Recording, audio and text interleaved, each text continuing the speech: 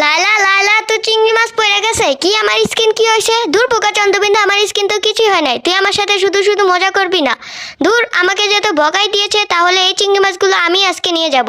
মাকে বলবো মজা করে পাক করে দিতে। রায়হান রায়হান, আমার সাথে চিংড়ি মাছগুলো তুল। আজকে মাকে বলবো মজা করে পাক করে দিতে।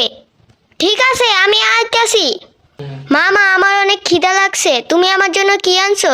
চিংড়ি মাছ আনছি। হায় হায়, চিংড়ি মাছ দিয়েছে রাস্তায় পড়ে গেছে। মামা, তুমি আমার সাথে শুধু শুধু মিথ্যে কথা কেন বললে? তোমার সাথে মিথ্যে কথা বলিনি, আমি আসলে চিংড়ি মাছ এনেছি, কিন্তু মনে হয় রাস্তায় পড়ে গিয়েছে। মামা, আমরা দুই ভাই বোন মিলে চিংড়ি মাছ এনেছি। কই দেখি।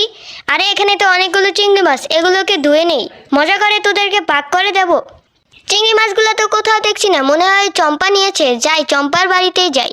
কিরে চম্পা, তুই আমার চিংড়ি মাছ কেন নিয়ে আসছিস? কই, তোর চিংড়ি মাছ কে আনছে? আইতে তো আমার মাইয়া আনছে। আচ্ছা ঠিক আছে, তাহলে তোকে দিয়ে দিলাম। সত্যি?